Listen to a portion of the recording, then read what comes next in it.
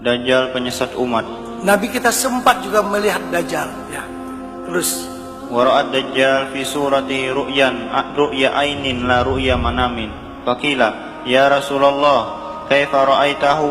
Qala failamaniyan wa huwa aqmaru hijanin ihda ainaihi qa'imatun ka'anna kawkabun durriyun ka'anna sya'rahu aghsanu syajaratin syabbahu bi Abdil Uzza ibn Qatan.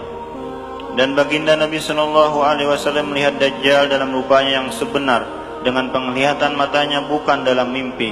Maka Rasul ditanya, wahai Rasulullah, bagaimana bentuk rupa Dajjal yang Tuhan lihat?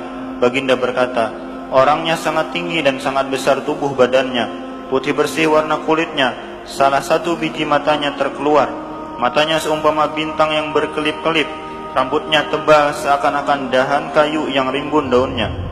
Baginda menyamakan rupa paras Dajjal itu mirip dengan Abdul Uzza bin Qatan.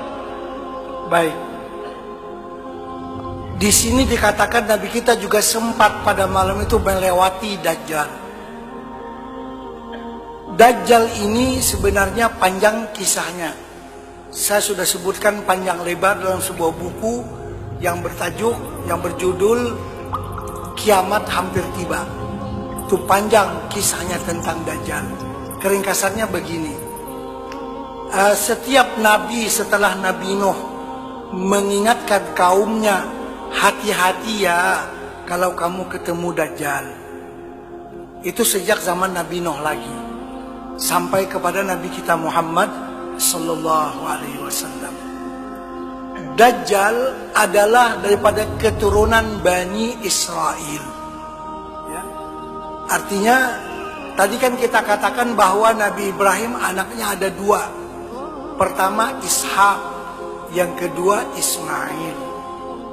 Ishak itu ayah kepada Yakub, Yakub itu ayah kepada Yusuf. Jadi Nabi Yusuf bin Yakub bin Ishak bin Ibrahim. Adapun Ismail, Bani Ismail itu bapak kepada keturunan orang-orang Arab. Nabi kita adalah daripada keturunan Nabi Ismail. Orang-orang Bani Israel adalah keturunan daripada Ishak, ya, daripada Yakub dan Nabi Yusuf. Baik. Nabi-nabi setelah Nabi Ibrahim adalah daripada keturunan Nabi Ibrahim, yang hampir seluruh nabi-nabi dari kalangan Bani Israel. Gak ada nabi daripada orang Arab kecuali cuma satu yang paling istimewa, yaitu Nabi kita Muhammad sallallahu alaihi wasallam. Nabi-nabi yang lain setelah Nabi Ibrahim adalah keturunan Bani Israel. Artinya anak cucu si Ishak tadi, abang kepada si Ismail alaihi wassalatu wassalam. Termasuk Nabi Musa, Nabi Harun, Nabi Sulaiman, Nabi Daud, dan juga keluarga Harun, keluarga Imran, dan termasuk Siti Maryam, Nabi Zakaria, Nabi Yahya, dan seterusnya. Itu adalah daripada kalangan nabi-nabi Bani Israel. Baik. Nah, daripada kalangan Bani Israel ini ada yang baik-baik, ada yang tidak baik. Orang Arab juga ada yang baik, ada yang tidak baik. Ada yang seperti Nabi Muhammad, ada yang seperti Abu Jahal. Nah, di kalangan Bani Israel juga begitu. Ada nabi-nabi, ada orang yang seperti Dajjal ini. Dalam kitab Al-Isya'ah, Imam Al-Barzanji menyebutkan bahwa Dajjal adalah lahir di zaman Nabi Sulaiman alaihi salatu wassalam. Dan dalam sebuah hadis yang sahih riwayat Imam Muslim daripada Fatimah binti Qais, panjang hadisnya menyebutkan bahwa Dajjal sekarang ini sudah ada di suatu kepulauan. Apakah pulau itu di laut Mediterranean, laut tengah, ataupun laut Yaman. Dia berada di satu pulau dan diikat dengan kuatnya di sana. Dan pernah ditemui oleh sahabat Nabi yang bernama Tamim Ad-Dari sewaktu kapal mereka terdampar di pulau tersebut. Jadi Dajjal ini sudah ada sekarang. Berbeda dengan Imam Mahdi. Imam Mahdi dia akan lahir. Sekarang belum lahir lagi, dia akan lahir seperti biasa. Kalau Dajjal sudah ada, dia akan muncul. Itu bahasanya. Kalau Dajjal akan muncul karena dia sudah ada. Kalau Imam Mahdi dia akan lahir seperti biasa. Baik. Jadi si Dajjal ini dari keturunan Bani Israel, badannya bersangatan besar, dia dirantai di satu kepulauan. Nah, Nabi kita melihatnya pada malam Isra dan Mi'raj. Kan kalau kisah Dajjal ini sangat panjang. Nah, bagaimana nanti dia akan mula keluar, di tempat mana dia keluar, berapa lama dia akan menjajah permukaan bumi ini, apa songlap-songlap yang akan dibuat oleh Dajjal, itu panjang kisahnya.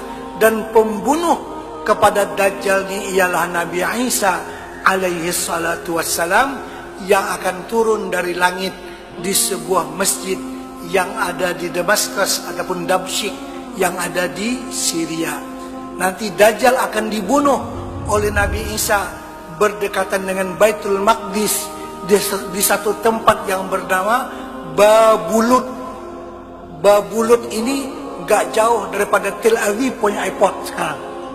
Mungkin tak sempat check in lagi dia, sudah dibunuh oleh Nabi Isa alaihi salatu wassalam. Dan nanti akan disebutkan bagaimana Yahudi akan berhimpun di Palestina. Memang sekarang Yahudi membuat negara haram di tanah orang Islam yang ada di Palestina.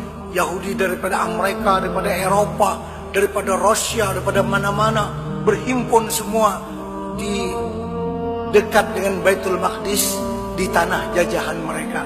Di akhir zaman nanti Allah akan memberikan kemenangan kepada kita umat Islam dengan dipimpin oleh Nabi Isa alaihi salatu wassalam, dan Nabi Isa juga akan membunuh Dajjal dan orang-orang Yahudi.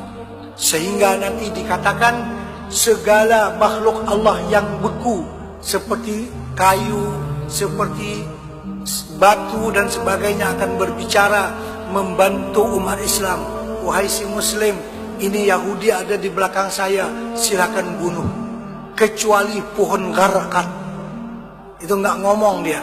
Pohon garkat itu pohon seperti pohon cemara, kurang lebihnya begitu. Karena Yahudi menghijaukan tanah mereka dengan pohon garkat, karena pohon ini nggak memberikan kerjasama kepada kita orang Islam membunuh Yahudi nanti di akhir zaman.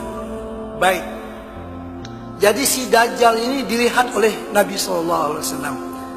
Dan Dajjal ini yang membunuhnya ialah Nabi Isa.